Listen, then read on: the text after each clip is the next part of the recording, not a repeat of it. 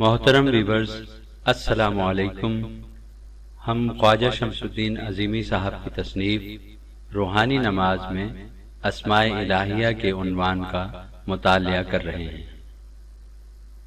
لوح محفوظ کا قانون ہمیں بتاتا ہے کہ ازل سے ابد تک صرف لفظ کی کار فرمائی ہے۔ حال، مستقبل اور ازل سے ابد تک کا درمیانی وقفہ لفظ کے علاوہ کچھ نہیں ہے۔ کائنات میں جو کچھ ہے وہ سب کا سب اللہ تعالیٰ کا فرمایا ہوا لفظ ہے۔ یہ لفظ اللہ تعالیٰ کا اسم ہے۔ اسی اسم کی مختلف طرزوں سے نئی نئی تخلیقات وجود میں آتی رہتی ہیں اور آتی رہیں گی۔ اللہ تعالیٰ کا اسم ہی پوری کائنات کو کنٹرول کرتا ہے۔ لفظ یا اسم کی بہت سی قسمیں ہیں۔ ہر قسم کے اسم یا الفاظ کا ایک سردار ہوتا ہے، اور وہی سردار یا اسم اپنی قسم کے تمام اسما کو کنٹرول کرتا ہے۔ یہ سردار اسم بھی اللہ تعالی کا اسم ہوتا ہے، اور اسی کو اسم اعظم کہتے ہیں۔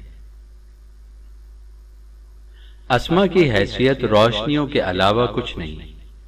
ایک طرز کی جتنی روشنیاں ہیں ان کو کنٹرول کرنے والا اسم بھی انہی روشنیوں کا مرکب ہے، اور یہ اسماء کائنات میں موجود اشیاء کی تخلیق کے اجزاء ہوتے ہیں۔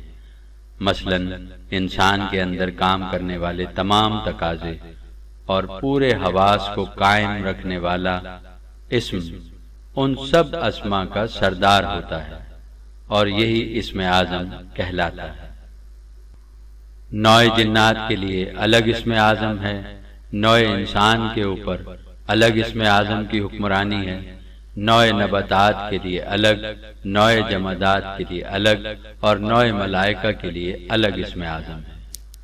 کسی نوع سے متعلق اسم اعظم کو جاننے والا صاحب علم اس نوع کی کامل طرزوں، تقاضوں اور کیفیات کا علم رکھتا ہے۔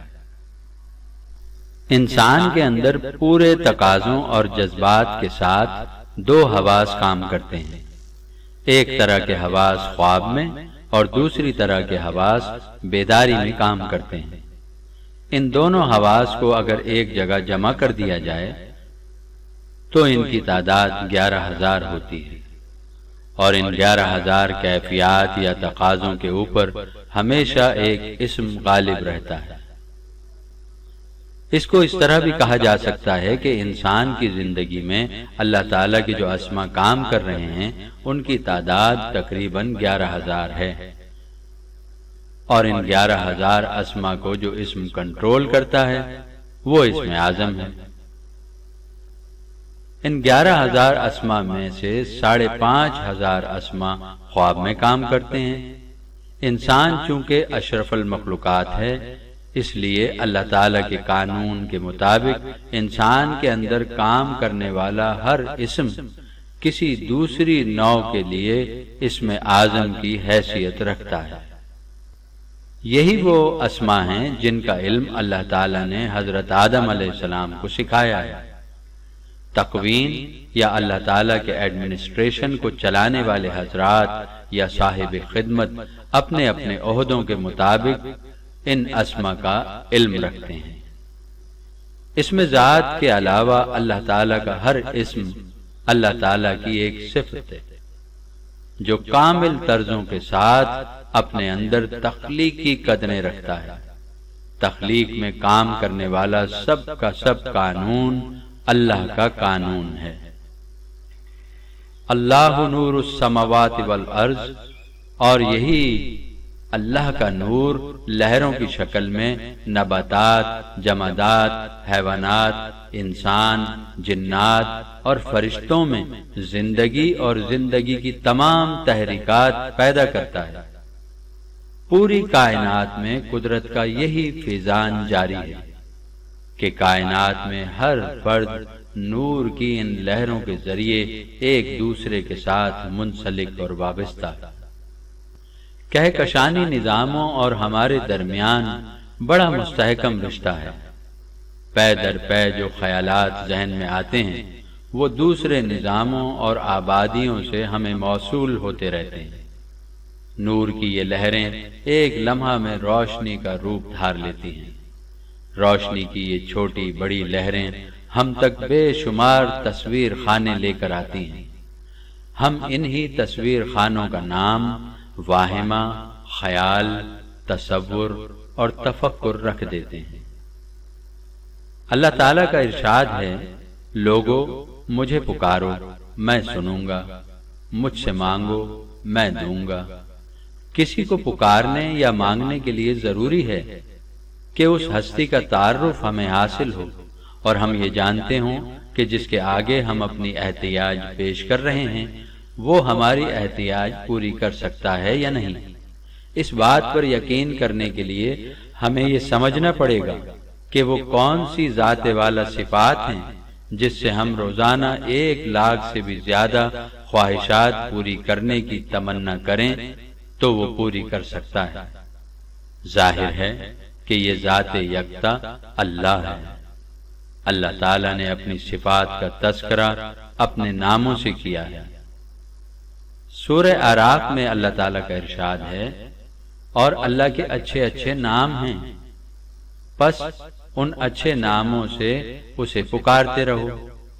سورہ احزاب میں ارشاد ہے، اے ایمان والو اللہ کا ذکر کثرت سے کرتے رہو اور صبح و شام اس کی تسبیح میں لگے رہو۔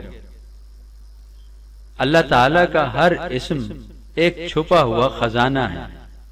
جو لوگ ان خزانوں سے واقف ہیں، جب وہ اللہ کا نام ورد زبان کرتے ہیں تو ان کے اوپر رحمتوں اور برکتوں کی بارش برستی ہے۔ عام طور پر اللہ تعالیٰ کے 99 نام مشہور ہیں۔ اس بیش بہا خزانے سے فائدہ اٹھانے کے لیے ہر نام کی تاثیر اور پڑھنے کا طریقہ الگ الگ ہے۔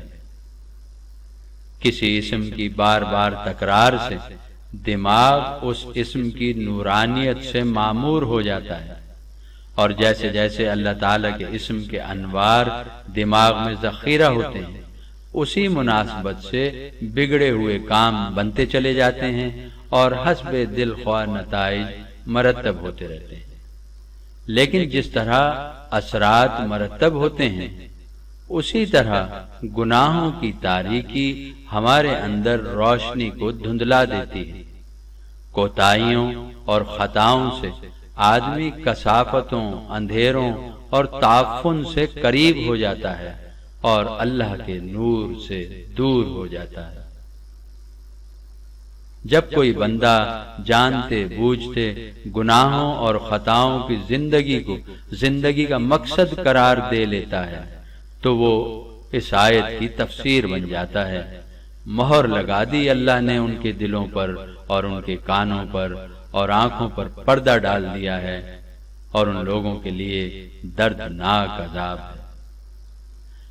اللہ تعالیٰ کا ہر اسم اللہ تعالیٰ کی صفت اور اللہ تعالیٰ کی ہر صفت قانون قدرت کے تحت فعال اور متحرک ہے۔